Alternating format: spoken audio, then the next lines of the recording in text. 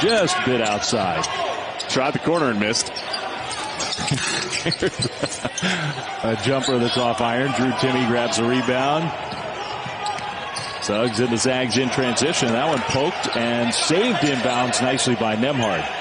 Just wait for Drew Timme to get on the block. Suggs kicked it out to Kispert.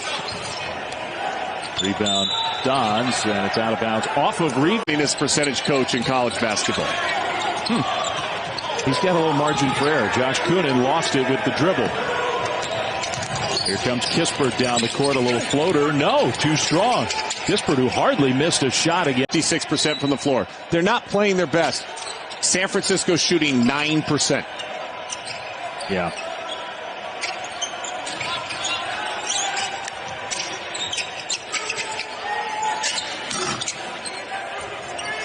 All right. His first basket of this game, that he could be headed towards a 40-point game, and he may well be. If they just continue to feed him, because there really isn't anybody that can stop him on sexables and coverages in this game so far for Gonzaga. I mean, that's a good offensive possession there. But show on 2 on-ball screens, get back, shrink the floor. Everything's going the way that you would want defensively. Possible that the chickens are nibbling on Sean's internet cords, who may be having a few little audio problems. Timme crashes the offensive glass, finds a Yayi. Kispert pulls up for the long 2. Another offensive rebound for the first half, but you play through him and then watch the defense collapse and have to change and alter its shape, and that's going to open up a lot for other guys. That was great defense by Jalen Suggs. Got the deflection on the 3. Ultimately, Zags come away with the ball. Kispert down the lane. Kispert flips it up. No good. Out of bounds off of USF. USF, as we watch the Gonzaga team that has its sights set on trying to win a national championship in Indianapolis this year. If the Zags can get there and threaten to do it or do it, there's never a good home. There are other good teams, Sean, across the country in terms of transition offense and getting up and down. There's nobody who can score faster than Gonzaga. No. Kispert lays it in with a foul. Dave, look, harassing defense, and it's an easy, lazy thing to say. Well, okay, efficiency. What about the level of play? Well, efficiency. The whole reason to have the efficiency numbers is because they adjust for level of play. And now the Zags out in transition. Drew Timme, the big man, running the floor, dishes it to a Yayi who had his shot swatted away. Yayi will attack, and instead of challenging Harms, finds Kispert again, this time a little bit short. Long struggling a little bit, coming off his worst game of his career so far at Gonzaga with only 2 points last time out against Pacific. Well, a much-needed bucket for BYU. Timme lines up the 3, and that one's good. He hit 15 in the loss at Pepperdine earlier this year. And if you're BYU, you're not worried about the 9-point deficit right now. You got to try to get stops, and you want to find somebody that has the confidence to attack and be aggressive and find ways to score. That's Trevin Knell in and out.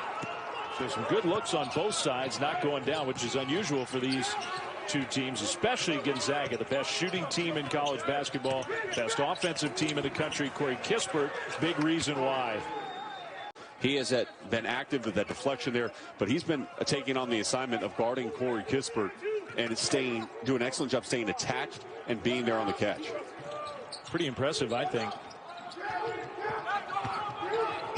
Umar Ballo is also in the game for the Zags. Kispert that time went right by Lohner, but he came up short. With KD against his old team, Steph and the Warriors, 8:30 Eastern on ABC. Saturday night, 10 Eastern, that UFC 258 main card on ESPN Plus pay-per-view. Lohner has to be considered one of the best shot blockers in the game. Lohner just had it taken away. Kispert is going to beat him down the floor. Kispert lays it in. IU. And I think that, look, I thought they found something in George and in Lohner in that first game, in particular in the second half up in Spokane. And I think Mark Pope saw what we saw when we were watching that game, and subsequently their minutes have increased, their playing time has increased. I think for their offense overall, if there's a third matchup in a conference tournament, I think they're going to go look back and say, hey, Alex Porcello was able. Doesn't look like it's going to happen this year in Provo. Suggs again, but he missed that one. Timmy snatches away the rebound. Kispert, quick release for three. And Lohner. Look at Virginia. Go watch the Kansas game back. Go look at the Iowa game. They were in control of that Iowa game the entire game, the entire contest. I mean, you saw those numbers, the net rankings, the computer system. BYU is basically a top 25 team playing on its home floor. Gonzaga's had some foul trouble. Corey Kispert's had his quietest game. That's fascinating. Jenkins gets his man off his feet. An off-balance shot. Ayayi with the rebound and the outlet quickly to Nembhard. Good hole just then. Another great bounce pass. And Kispert has it blocked down. That's how many possessions are they going to get if they don't? Pacific doesn't turn it over. I'd be careful with Bell on the floor too. Kispert with the catch and shoot. Right against Kispert too. It's 6'7" defensively. That quickness, the shorter guy keeping that ball low to the floor just then gives him a little bit of an advantage, and then gets the big guy moving, neutralizing the height size. Kispert trying to get going off the side of the rim, no good. And say it again, Tom, too. I think Bell just has to be very careful. Yeah. Make sure he doesn't go over the top for a rebound, especially in a transition play like this. Suggs looking for Kispert. He's deadly from three in this sort of role. Who he's going to guard. And then when he gets back on this floor, it'll be interesting if they take advantage of that and go after him. All right, so they have Shad in. Shad also has 2 or 3 personal fouls. He's not the offensive threat that Bell is. And he's covering Timmy right now. Kispert for 3. He's short. Meanwhile, Sean, what you were talking about, we saw it a couple nights ago or earlier this week against BYU. Gonzaga made a little switch in the starting lineup. Nembhard in. Watson will come off the bench. Both guys played well. Timmy scores again. And an easy dump down. That was as easy as it comes. Timmy got a hand on the inbound pass and forced the turnover. Then Corey Kispert threw it. We're okay. Let's see if we can gain some momentum with him on the sideline. They have 6 turnovers in this game already, and they have not made a field goal. It's not a great start. Not good. Shabbat. Ayayi will attack, and instead of challenging Harms, finds Kispert again. This time a little bit short. Long rebound. Gonzaga will get a third chance at it, and so BYU's a good team, but that doesn't mean they're the same group that last year went toe-to-toe with Gonzaga and ultimately took them down. Kispert bounces it to Drew Timmy, who scoops it in with a foul. And he has big game potential for him. I mean, we talk about it over and over again, but he has put up big numbers. And now Justin Moore, who had 18 points off the bench against BYU, and Bell lost it. You spread it out, you get numbers. Nembhard to Kispert, and Kispert called.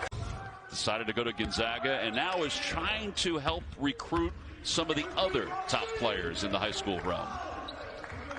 Well, depending on his future, they'll want to play with him, that's for sure. Absolutely. There's Timmy, and he's just then a tie-up. They get that 3-second call, which is going to overrule it because it occurred before the tie-up. Again, this is a 16-5 run. Kispert tried to get it to Watson, but win. He said he didn't win a whole lot in high school. He was a really good player. But sometimes you have to, do the extra things if you want to lead a team to victory. And he's learning to do that. Yeah, he said you need to have accountability. Yeah. Be accountable to yourself, not to the coaches, not to your team, but first by being accountable to yourself to do the hard work. Unfortunately for Jenkins, it's a 5-17 night from the floor. So when you're looking at the top of your draft board, has anything shifted or changed in your top 3 or 4? Nothing's changed so far. I think just from watching and talking to NBA scouts a little bit more, you see Cade Cunningham on the roll action. Pinchuk getting free and the nice finish. Impressed with this start by San Diego. They're back in front 13-11. Kispert wanted to go down low and then traveled. Acting upon it, gets in the passing lane there for the steal and a bucket, but another big 3 for USD. Yeah, Ben Pyle now with his second of the half. And it's now a 5-point lead again for San Diego. And Kispert on the hunt. Got it to Timmy. The left hand acrobatically goes and a chance. But it's not like he left a bad team in Florida. No, not at all. Right? Really good Florida program headed up by Mike White. Gonzaga recruited him out of high school. They thought they had a chance. They were one of his final 3 schools. And got inside was Jared Rodriguez. Trying to stay with it, but finally Kispert grabs it for GU. Well, they switched again. Suggs guarding that low block. And stood up the big on the contact. Didn't flop that time. And the offensive foul. Would be a great end to college basketball. Man, I tell you what, Ben Piles got a jump shot. 6'7" former Mr. Kansas basketball.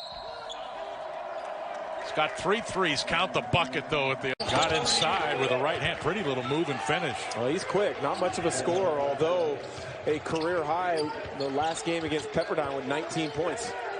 Umar Ballo, number 21 on the floor for Gonzaga. This is Nembhard. Ayayi. And a foul on Kispert. On at the halftime. Look, people get excited and they talk about different projections at next level, whatever it may be.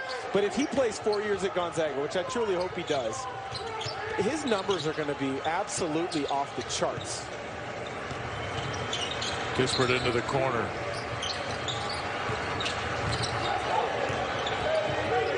And the ball, it is saved, but right to Suggs. Johnson for 3, yes! So the Gales chip away at the lead. Is Ayayi an NBA prospect? Yeah, he is. I think if he were in this year's draft, he would certainly hear his name called. I think he has a chance to be a first rounder if he goes back to school. There he is cutting. He's incredible moving off the ball. I think that's where he's improved during his time at Gonzaga. He's back there.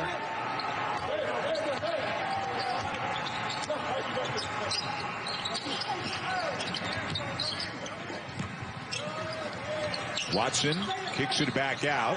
Gonzaga a little loose with the ball on this trip, but they've still got it, and now eventually they do turn it over.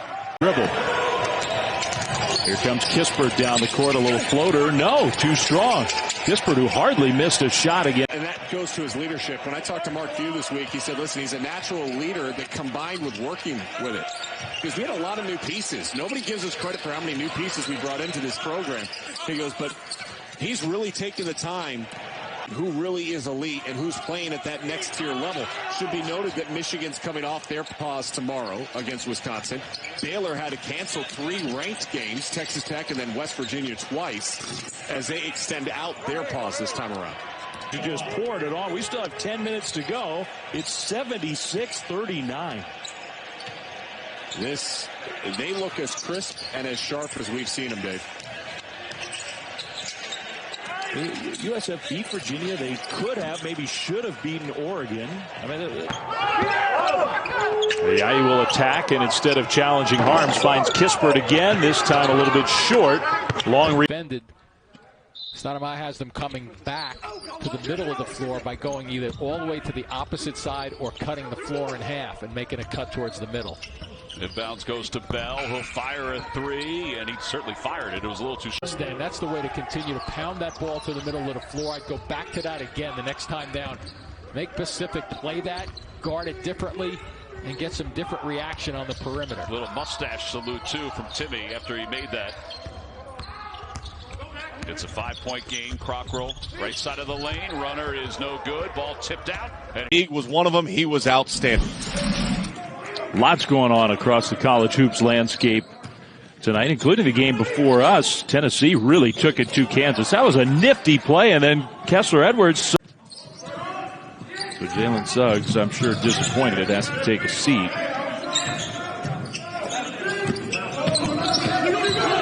Daryl Polk, not much of a scorer, was open for 3.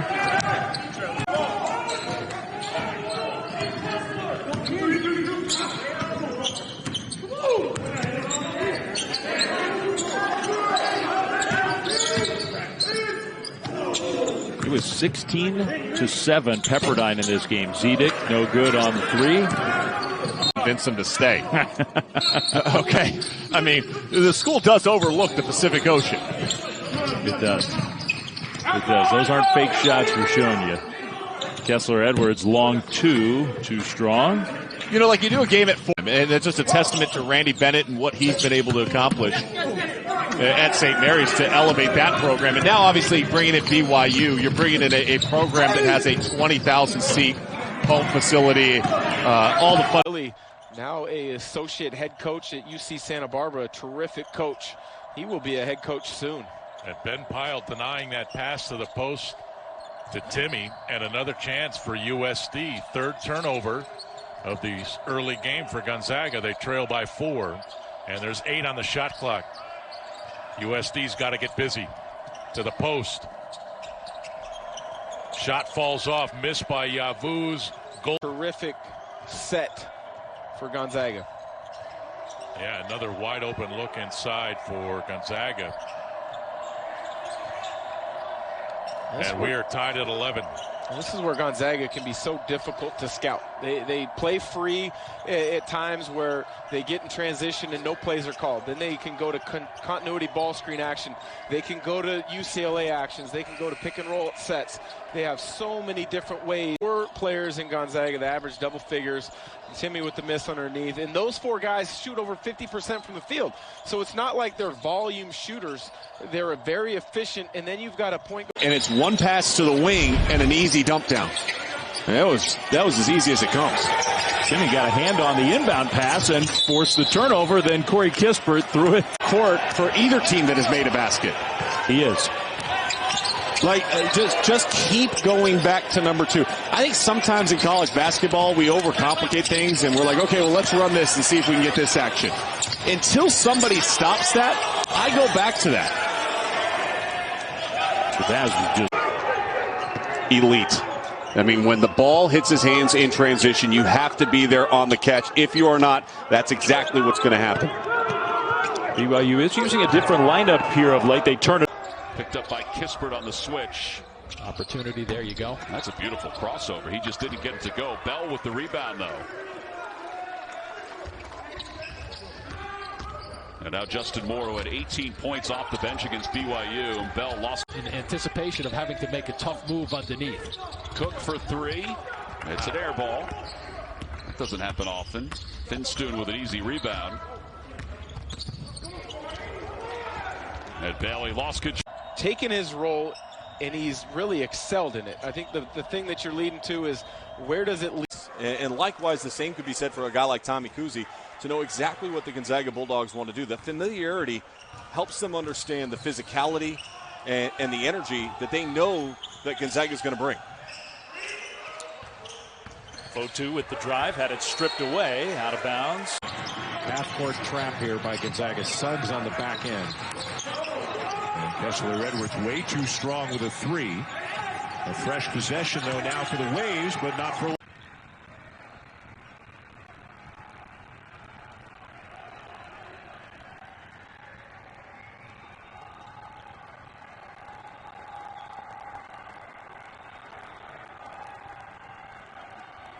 On the defensive end of the floor, he had 2 guys guarding the ball.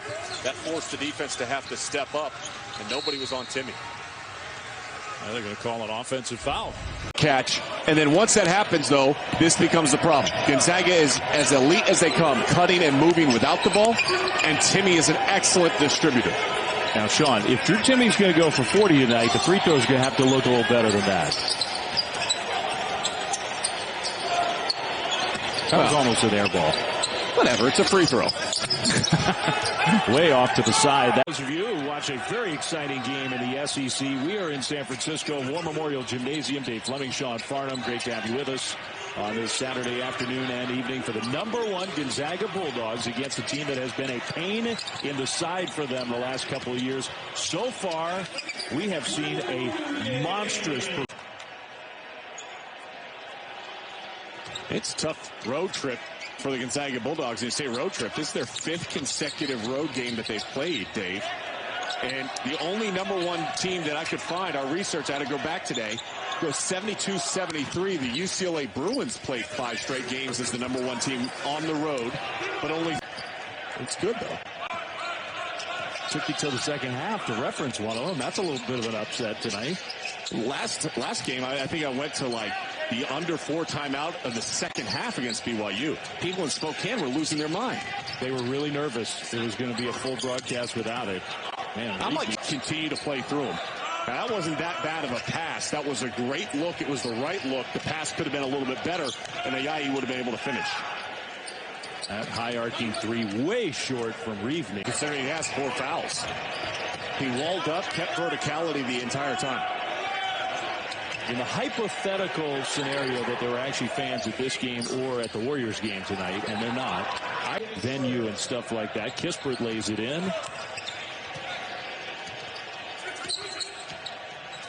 And you're exactly right, Dave. And I think that people also need to remember, this is a San Francisco team that beat Virginia, who earlier today, and this is the time of the game, by the way, you're going on a 9-0 run, this thing continues to get expanded out, is how dialed in are you to compete at this end of the floor? Because it's easy to say, you know what, I'm going to give up on it already early in this game. Missed the chance for the three-point play, but right as BYU was looking like they were settling in this game, Zags have gone on a push. Lohner, the freshman, for 3. Yes. Good news for BYU. Suggs has 9 points in this first half, but he's got to go to the bench.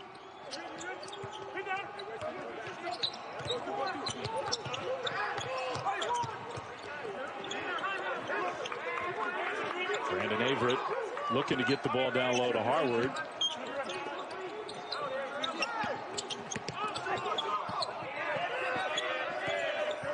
Shot clock down to 5.